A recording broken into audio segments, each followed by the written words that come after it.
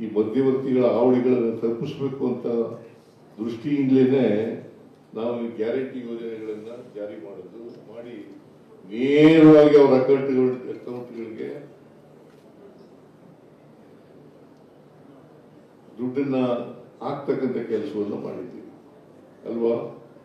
Guarantee ಯೋಜನೆಗಳಿದೆಯಲ್ಲ, ಆ guarantee ಯೋಜನೆಗಳಿಗೆ ನೇರವಾಗಿ ಮಧ್ಯವರ್ತಿಗಳ ಹಾವಳಿನೇ ಇರೋದಿಲ್ಲ. ಈಗ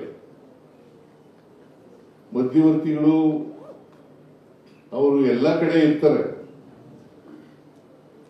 ದಯಮಾಡಿ ಅವ್ರನ್ನ ಮಧ್ಯವರ್ತಿಗಳನ್ನ ನಿಮ್ಮ ಕಚೇರಿಗಳಿಗೆ ಬಿಟ್ಕೊಡ್ತಕ್ಕಂಥ ಕೆಲಸವನ್ನು ಮಾಡಬೇಡಿ.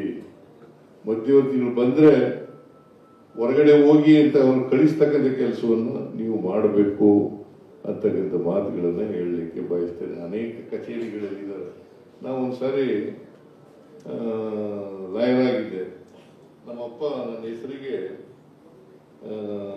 ಒಂದು ಜಮೀನು ತಗೊಂಡಿದ್ರು. ನಮ್ಮಪ್ಪ ನನ್ನ ಹೆಸರಿಗೆ ಒಂದು ಜಮೀನು ತಗೊಂಡಿದ್ರು. ಅಲ್ಲಿ ನಮ್ಮೂರಿನ ಶ್ಯಾನ್ಭೋಗರು ಇದ್ರು, ಅವರು ಪತ್ರ ಬರೆಯಲು. ಅವರು ಹೆಂಗೆ ಪತ್ರ ಬರೀತಿದ್ರಪ್ಪ ಅಂತಂದ್ರೆ, ನಮ್ಮ ಅಪ್ಪನಿಗೆ ಏನೂ ಗೊತ್ತಿರಬಾರ್ದು, ಅವ್ರಿಗೆ ಸುಮ್ಮನೆ ಹೇಳ್ಬಿಡ್ಬೇಕು ಅಷ್ಟೇ, ಇಂಥ ಜಮೀನು ತಗೋತಾ ಇದ್ದೀನಿ ನಾನು ಅಂತ ಹೇಳ್ಬಿಡ್ಬೇಕು. ಅವ್ರಿಗೆ ಪತ್ರ ಓದು ಕೂಡ ಹೇಳ್ತಿರ್ಲಿಲ್ಲ. ಅಲ್ಲಿ ಏಜೆಂಟ್ಗಳೆಲ್ಲ ಇದ್ರು. ಆ ಏಜೆಂಟ್ಗಳ ರೀತಿ ಅವರು ಏನ್ ಹೇಳ್ತಾರೆ ಹಂಗೆ ಮಾಡಬೇಕು. ಸಬ್ ರಿಜಿಸ್ಟ್ರಾರ್ ಆಫೀಸ್, ಅದು ಮೈಸೂರು ತಾಲೂಕಿನಲ್ಲಿ ಸಬ್ ರಿಜಿಸ್ಟ್ರಾರ್ ಆಫೀಸ್. ಇವರು ತಹಸೀಲ್ದಾರ್ ಕೆಲಸ ಮಾಡಿದ್ರು ಮೈಸೂರು ತಾಲೂಕಿನಲ್ಲಿ. ಏನ್ರಿ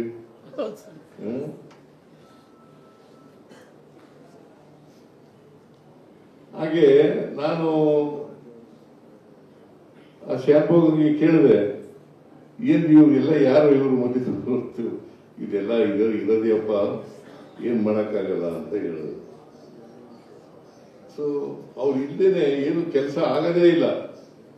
ಹಂಗೇನೆ ಆರ್ಟಿಒ ಆಫೀಸ್ನಲ್ಲಿ ಇದೆಯಲ್ಲ, ಅವರು ಏಜೆಂಟ್ಗಳಿದ್ದಾರೆ. ಆ ಏಜೆಂಟ್ಗಳು ಅವ್ರ ಮೂಲಕ ಹೋದ್ರೇನೆ ಕೆಲಸ ಆಗೋದು, ಇಲ್ಲವ್ರ ಕೆಲಸನೇ ಆಗೋದಿಲ್ಲ. ಈ ತರ ಮಧ್ಯವರ್ತಿಗಳಿದಾರಲ್ಲ, ಈ ಮಧ್ಯವರ್ತಿಗಳನ್ನ ದಯಮಾಡಿ ಅವಕಾಶ ಮಾಡಿಕೊಡಬಾರದು ಅಂತಕ್ಕಂಥದ್ದು ನನ್ನ ಮನವಿ ಅಂತಕ್ಕಂಥ ಮಾತುಗಳನ್ನ ಈ ಸಂದರ್ಭದಲ್ಲಿ ಹೇಳಲಿಕ್ಕೆ ಬಯಸ್ತಾ ಇದ್ದೇನೆ. ಆಮೇಲೆ ನಾವು ಯಾವುದೇ ಕಾರ್ಯಕ್ರಮ ರೂಪಿಸಿದ್ರು ಕೂಡ, ಪಾಲಿಸಿ ರೂಪಿಸಿದ್ರು ಕೂಡ, ಆ ಪಾಲಿಸಿ ಎಫೆಕ್ಟಿವ್ ಆಗಿ ಇಂಪ್ಲಿಮೆಂಟ್ ಆಗ್ಬೇಕಾದ್ರೆ ಅದು ನಿಮ್ಮಿಂದ ಮಾತ್ರ ಸಾಧ್ಯ ಅಂತಕ್ಕಂಥ ಮಾತುಗಳನ್ನ ಈ ಸಂದರ್ಭದಲ್ಲಿ ಹೇಳಲಿಕ್ಕೆ ಬಯಸ್ತಾ ಇದ್ದೇನೆ.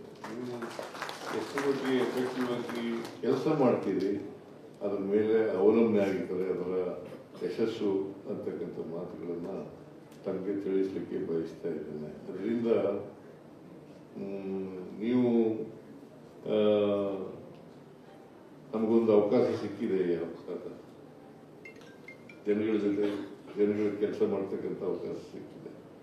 ಈ ಅವಕಾಶವನ್ನ ಸದುಪಯೋಗ ಮಾಡ್ಕೊಳ್ತಕ್ಕಂಥ ಕೆಲಸವನ್ನ ಮಾಡಬೇಕು.